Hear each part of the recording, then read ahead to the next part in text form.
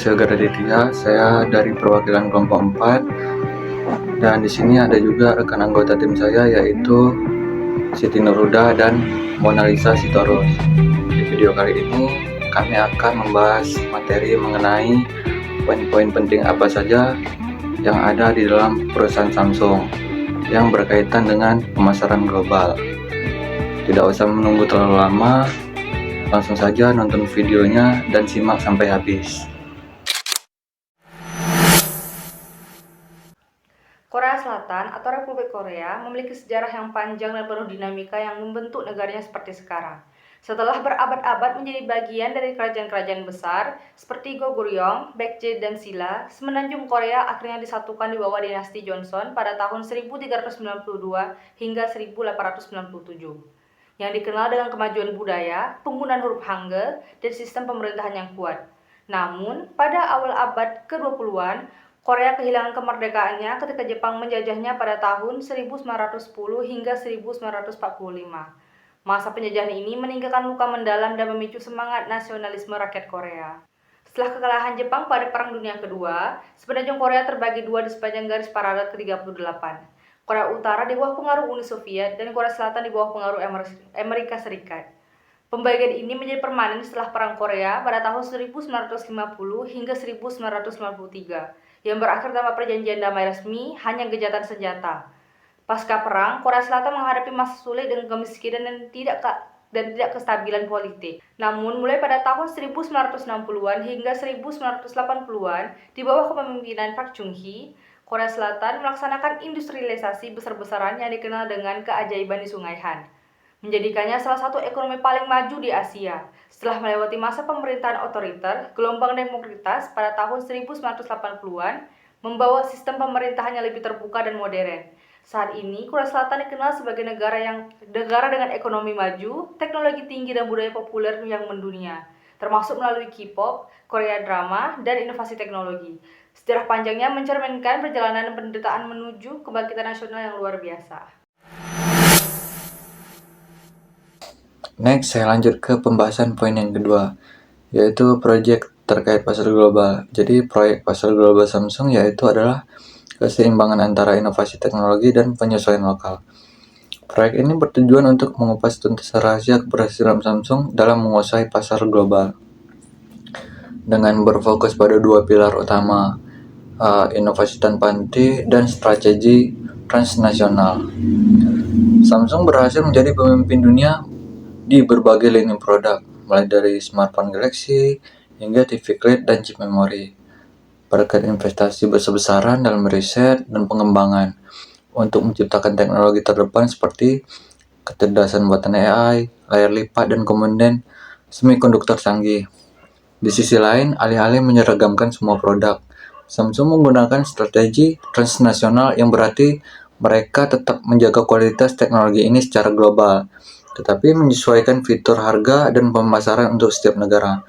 Contohnya, Samsung meluncurkan seri Galaxy A yang terjangkau untuk pasar berkembang di Asia, menggunakan influencer atau selebritas lokal seperti K-pop idol di Asia untuk promosi, serta membangun pabrik dan pusat layanan di berbagai benua.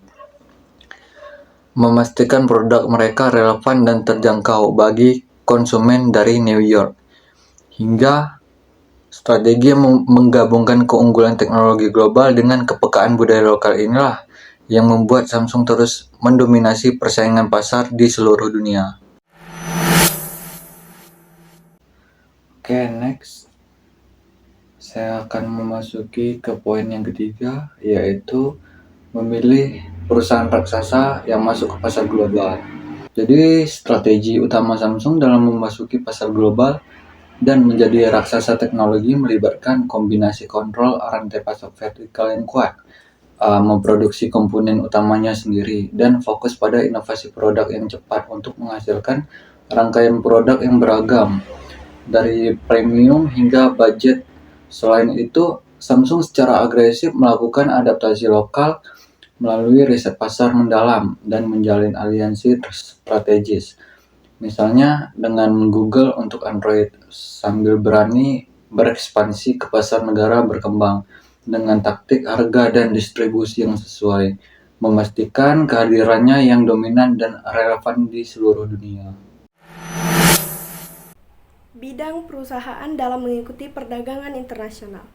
Samsung adalah perusahaan besar yang bergerak di berbagai bidang seperti elektronik, semikonduktor, telekomunikasi, dan teknologi untuk kebutuhan sehari-hari.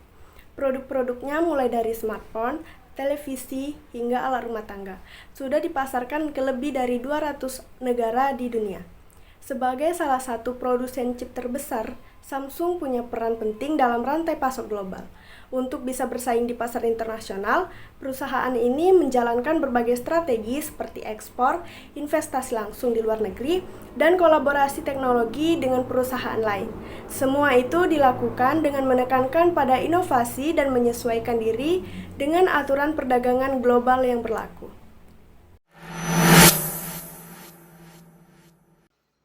Jadi saya akan memulai ke pembahasan pertama terlebih dahulu, yaitu sejarah Korea Selatan. Jadi perusahaan Samsung didirikan pada tanggal 1 Maret pada tahun 1938 oleh Lee Byung-chul di Daegu, tepatnya di Korea Selatan.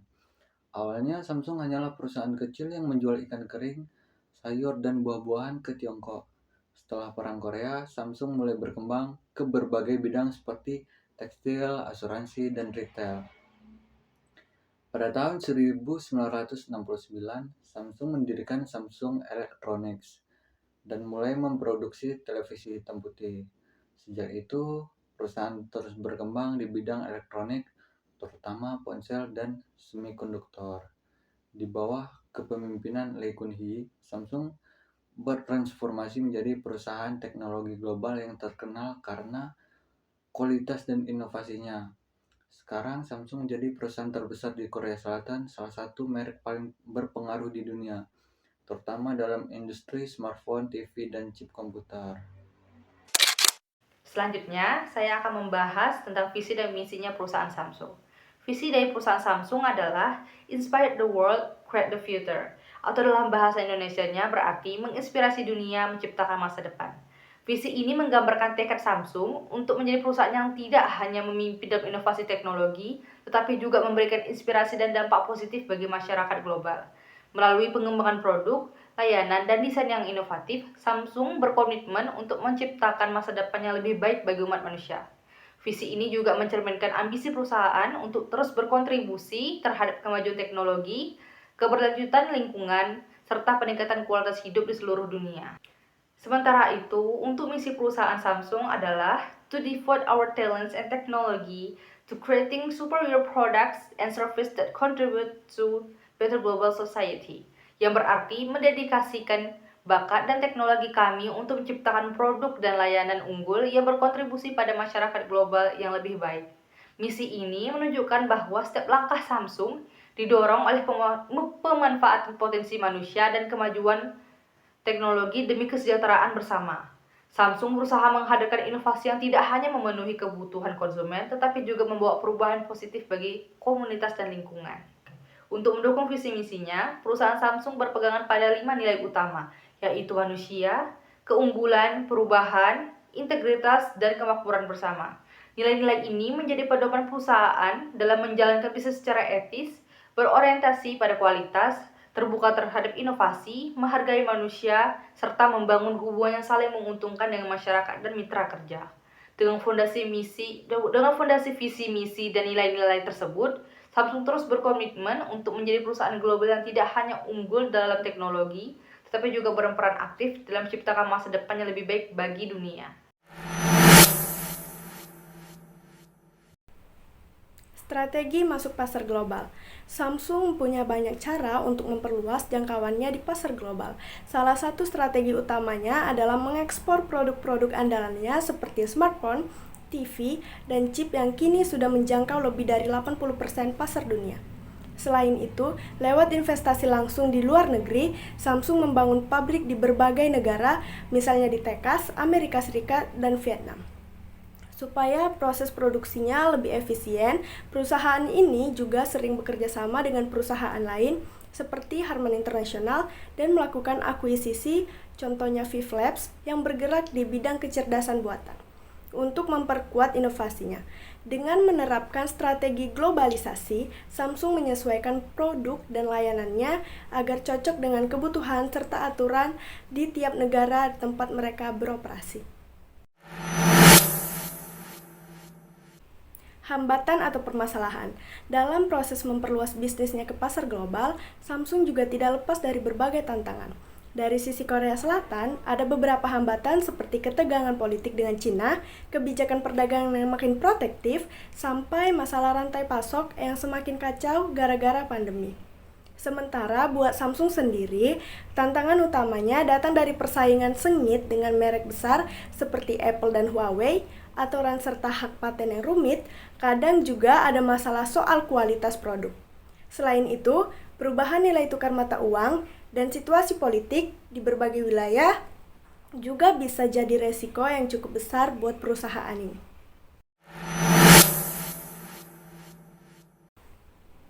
Cara mengatasi hambatan. Untuk menghadapi berbagai hambatan itu, Samsung bersama pemerintah Korea Selatan mengambil banyak langkah. Mereka memperkuat kerjasama dagang lewat perjanjian bebas perdagangan dan mulai memperluas rantai pasoknya ke berbagai negara supaya tidak tergantung pada satu wilayah saja. Dalam hal persaingan dan aturan yang ketat, Samsung terus mendorong inovasi lewat riset dan pengembangan, sekaligus memperketat pengawasan kualitas produknya. Buat mengurangi dampak dari perubahan ekonomi dunia, perusahaan juga menerapkan strategi lindung nilai dan membagi asetnya dalam beberapa mata uang berbeda. Secara keseluruhan, Samsung menjalankan manajemen risiko global dan bekerja bareng pemerintah lewat program promosi ekspor untuk menjaga stabilitas bisnis serta tetap kompetitif di pasar internasional. Lalu apa sih dampak positif dan negatif untuk Korea Selatan dan perusahaan Samsung ketika mengikuti kegiatan perdagangan bisnis internasional ini? Nah, keterlibatan Samsung dalam kegiatan perdagangan internasional memberikan dampak yang sangat besar bagi Korea Selatan maupun bagi perusahaan itu sendiri. Dari sisi dampak positif, perdagangan internasional telah menjadi salah satu pendorong utama pertumbuhan ekonomi di Korea Selatan. Melalui ekspor produk elektronik, semikonduktor dan smartphone buatan Samsung, negara ini memperoleh devisa yang besar dan memperkuat posisi sebagai salah satu negara industri maju di dunia. Keberhasilan Samsung di pasar global juga meningkatkan reputasi Korea Selatan sebagai pusat inovasi dan teknologi tinggi, sekaligus membuka lapangan pekerjaan bagi jutaan warganya. Selain itu, perdagangan internasional juga mendorong transfer teknologi, peningkatan kualitas sumber daya manusia, serta memperluas jaringan kerjasama ekonomi dengan berbagai negara lain. Bagi perusahaan Samsung, keterlibatan dalam perdagangan internasional memberikan peluang besar untuk memperluas pasar mereka, meningkatkan keuntungan, dan memperkuat daya saing global. Melalui akses ke pasar luar negeri, Samsung dapat menjual produk-produknya ke berbagai belahan dunia, memperluas jaringan produksi, serta memperoleh bahan baku dan teknologi baru dengan harga yang lebih efisien. Hal ini menjadikan Samsung salah satu perusahaan multinasional paling berpengaruh di dunia, dengan kemampuan untuk beradaptasi terhadap berbagai kebutuhan dan pasar internasional. Namun, di balik dampak positif tersebut, terdapat pula dampak negatif yang perlu diperhatikan. Bagi Korea Selatan, ketergantungan ekonomi yang paling besar terdapat pada ekspor, terutama yang didominasi oleh Samsung dan beberapa konglomerat besar lainnya. Terdapat menimbulkan risiko ketimpangan ekonomi dan ketergantungan berlebihan pada kinerja perusahaan tersebut. Jika terjadi krisis global atau penurunan permintaan, ekonomi nasional bisa ikut terguncang. Sementara bagi Samsung, keterlibatan dalam perdagangan internasional juga menimbulkan tantangan besar, seperti persaingan ketat dengan perusahaan global lain, fluktuasi nilai tukar mata uang, serta potensi hambatan perdagangan seperti tarif dan regulasi di negara tujuan ekspor.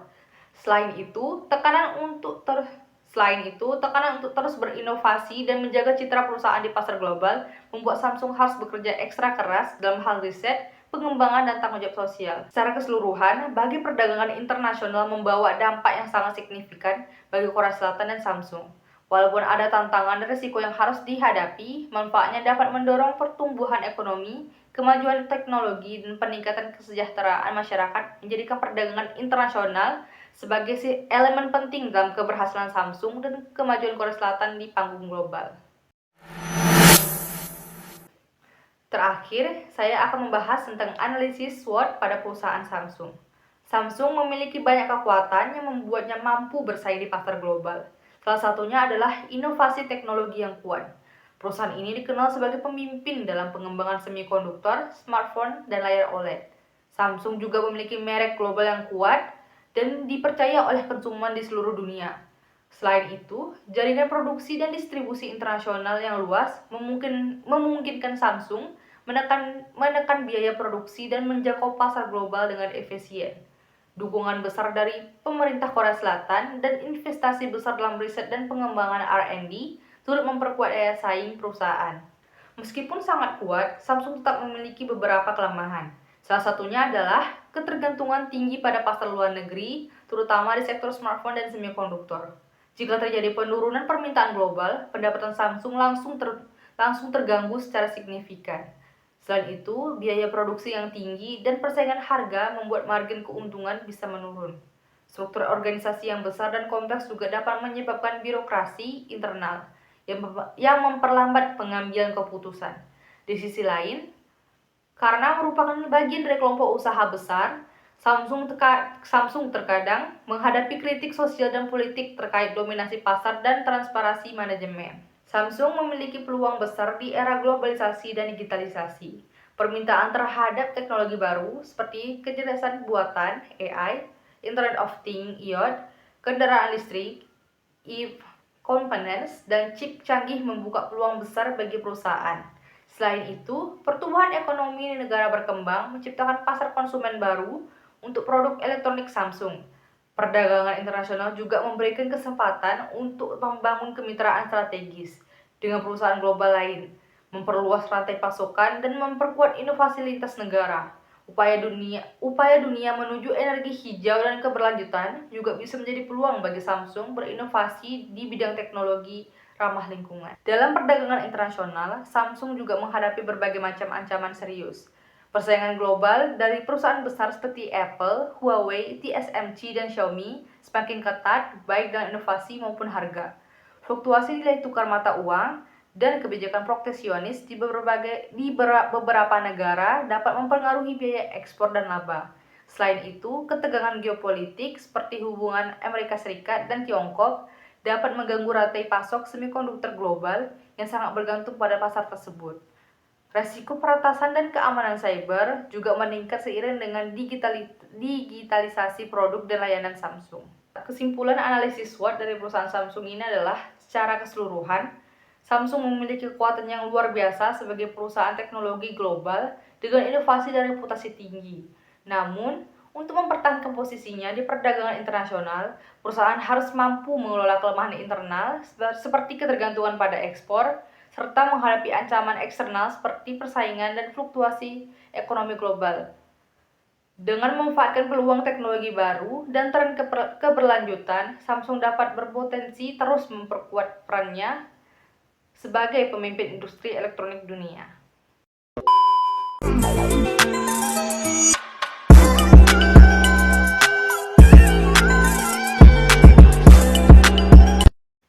Demikian video presentasi dari kelompok 4. Semoga apa yang kami sampaikan dapat bermanfaat bagi teman-teman semua ya. Mohon maaf juga apabila ada kekurangan atau kesalahan kata dalam penyampaian. Sekian dan terima kasih telah menonton sampai akhir. Jangan lupa like, komen, dan subscribe ya teman-teman. Bye-bye.